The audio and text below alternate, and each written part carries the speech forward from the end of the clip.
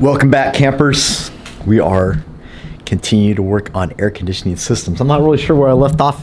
Of course, I'm always going to say that because I just don't pay attention, to be quite honest. That's why I have such a shitty YouTube channel. But I appreciate you guys dropping in and watching. So we got this guy. The condenser is almost mounted. And I've been working all day, and we're just going to have a few minutes to work, so we will hopefully finish this guy up. What I did was I made this bracket here to hold this guy. We used some cardboard just to space it up. You'll see that cardboard still over there in that corner. And I just put a bracket in over there to hold that side in place and this guy, and it is good. I could probably just go on to the radiator, but why not just go ahead and finish that fourth and final mount? So I am going to make another bracket, just like the Project Binky boys. One thing of note, on this condenser, you can screw it up real easy. I almost did because I wasn't paying attention, but the it has a dash. I think they say like 10, or they call it the number 10. I'm not sure if the threads are the same as AM, probably, but it's supposed to be a 10 on the top and a 6 on the bottom. It looks like an 8 to me on the bottom, but whatever. But the small fitting goes to the bottom and the large fitting goes to the top, and then you just got to pay attention to all the little pointy arrows and things that say flow with arrows pointing directions when you're mounting this stuff to make sure that it works optimally. Now, if it was swapped over the other way, I suppose it wouldn't screw together because there's little hard lines that go from there to there that hold the condenser in place. But yeah, we also have to make a condenser mount. So anyway, I'm not going to do anything fancy. I'm just going to bend a little L-shaped bracket and do some nutserts. That's how he did all these guys. We just nutserted the back of them, and we're using like a 6x100 screw, bolt, a bolt. It's different than a screw, and you don't want to mix up your screws and your bolts. So yeah, we're gonna do that right now. Bam, just like that, got her done. So this guy, nice, ain't moving at all, and now we got a hang dryer. We got to clean up this mess too, and hang dryer, and also figure out a way to fit our factory fit radiator, which is nothing like the factory radiator. But yeah, if it was easy, everybody'd be doing it, right? Radiator. So we got to get this radiator figured out. Now, how these things normally work is, you see these little rubber dots down there and there. You guys probably already all know this stuff, but this guy and that guy way over there, what happens is the little pinches on these guys usually sitting there, and you see our aluminum, if you're going to say it properly, our aluminum radiator is vastly shorter. So not just that, but then there's another issue we run into, yeah, because what you'll notice, I don't know if the camera will show this or not, but from one side to the other side there is a dip in the middle. So not only does this thing not reach the far mount over here, but it dips down and then back up into this mounty guy over here.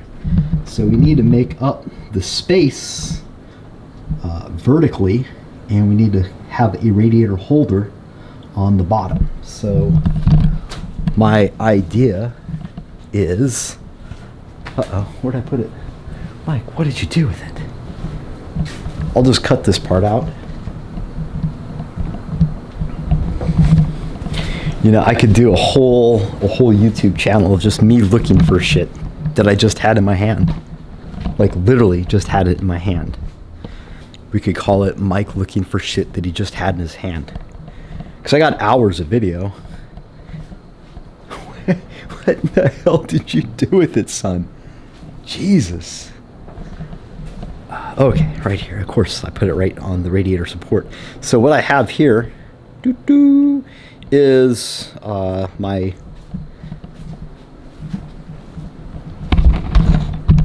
3/8 inch aluminum standoff. So this is great for welding onto like radiators, intercoolers, anything that you need to weld to aluminum and then have it mount solid. So what I was thinking about doing is coming up from the grill, using this guy to space it, welding on a piece of aluminum, and then setting the rubber thingy-mabobber on top of that to hold this guy, the radiator guy, right?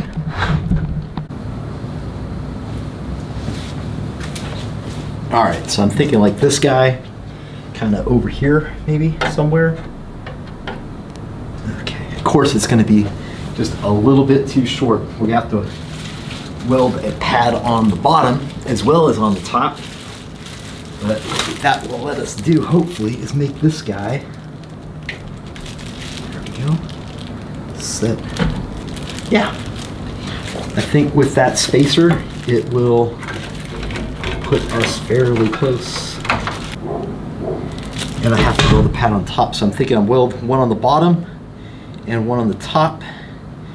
And yeah, just got to do something to make this guy kind of sit on top, like, yeah, like this, blah blah blah blah, and magic. Oh yeah. So yeah, we just did like a little mounty guy. Can I get it? Can you see it? So it just mounts here. It just has like a little wing on top and a base, and underneath we made a, there you see it. It's just a little square piece of aluminum with the bolt going through, so it's sandwiched in there to lock it in place. And our radiator is nice and secure.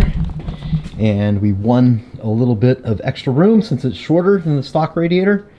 So it's over a little bit that way, so we can hang the dryer unit now. And once that's done, then we'll just be able to start. We'll be able to start working on the rest of the air conditioning pieces, which I'm sure are just going to fall right into place like that. No problems, right? So firstly, I apologize because my neighbor's dog has bark rage. This is the bottom side of the little bracket thingy we made. So it's just this. Can I get this? And it's like a little spacer with a piece welded on the bottom and like a little tray for the top. And we got some silicone here just as a pad. And yeah. And let's see. Oh, sorry. And this is underneath the car and where the engine sits in the cradle there. Now we know the radiator's a different size, so I have removed my fancy fan shroud that I made for the stock one, and we're gonna pull this guy out and see what we gotta do to get this modified and make this fit in there yet once again. Oh yeah, look at this. Remember those sorry ass little mounts that I showed you with the original radiator sit in? Well, they're 40 years old. 42 years old now. Wow. Look at this, brand new. Ordered this on the Amazon and got them Dorman. Here's a part. Kind of hard to find these guys, but it's not bad. I think 20 bucks for two of them. And they literally showed up in less than 24 hours, which is pretty amazing. So yeah, let's get the radiator out and figure stuff out.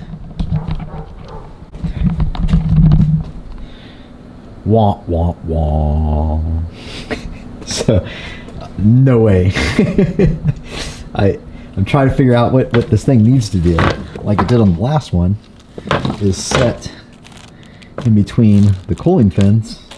And it'll make little tabs to mount it, blah, blah, blah, blah. This guy was cool. I had little venty holes to flap open and just let the air blow through as much as possible, although that huge fan probably made it so that wasn't necessary. But what I'm getting to is the sad realization that the only way to get this to work, we're just gonna have to remake it. Because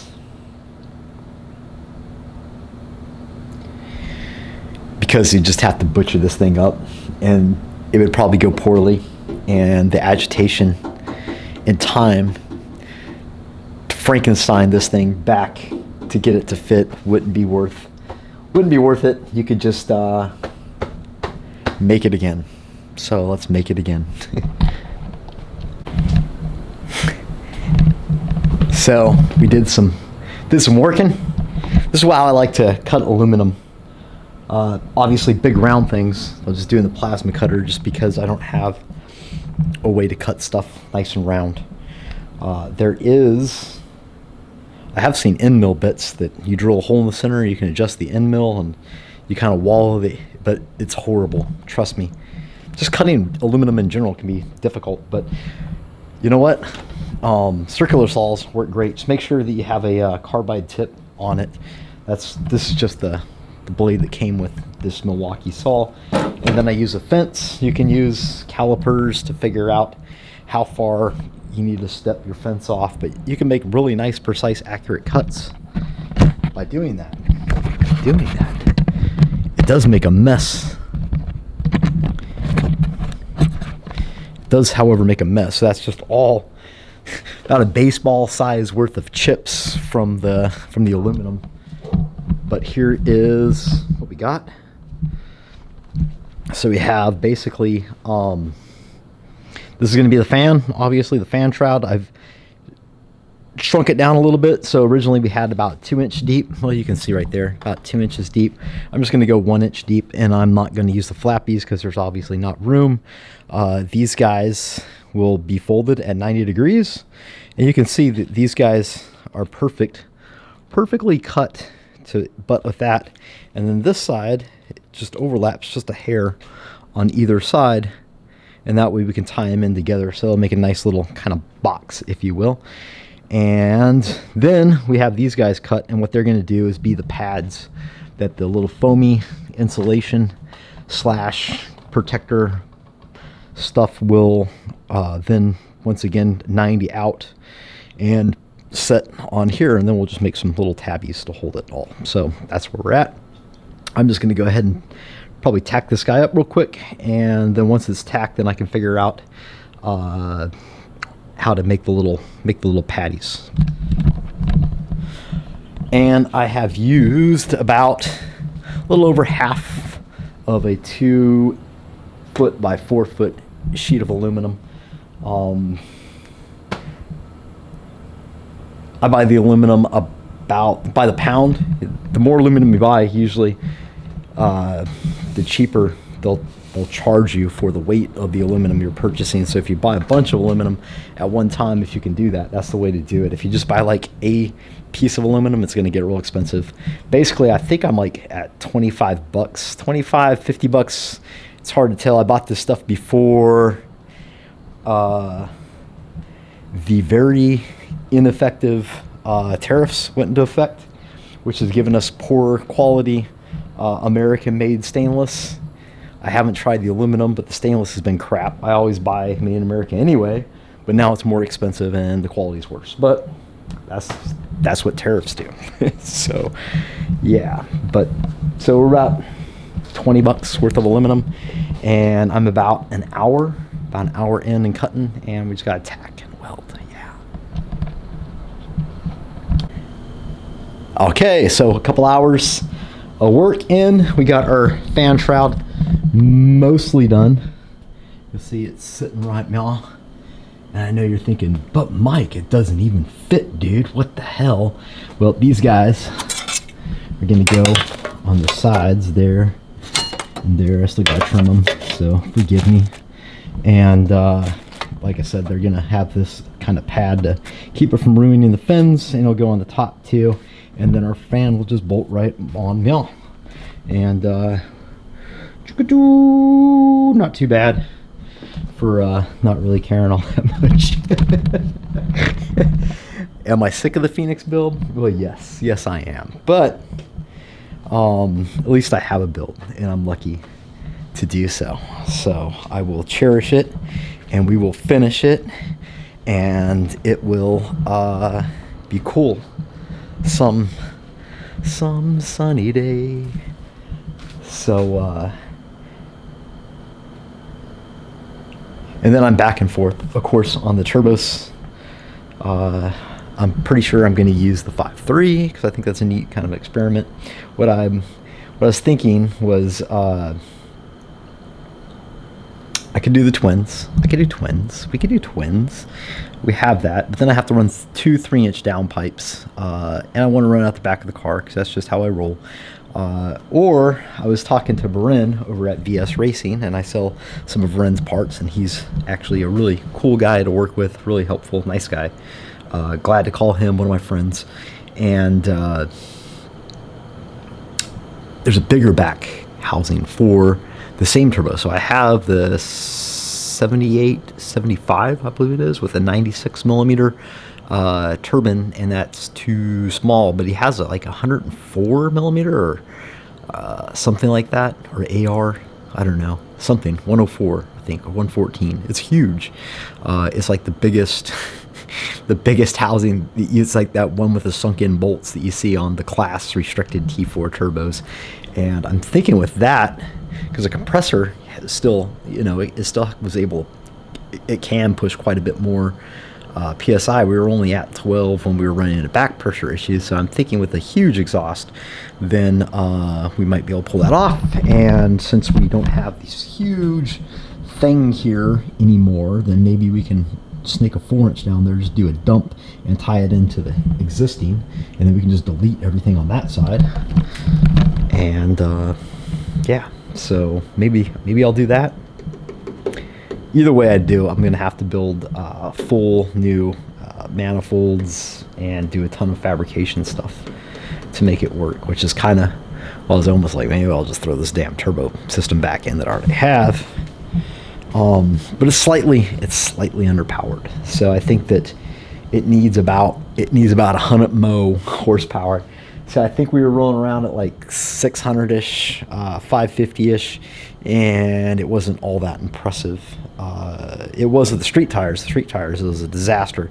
No traction whatsoever, but with the big old Mickeys on it, it made it very, very grippy. And I think that an extra 100 horsepower would make these guys unusable, which is the goal, right? You shouldn't have actual traction in your car. But I don't know. Tell me what you think. Tell me what you think, guys. But I'm out. We'll finish up the thing tomorrow.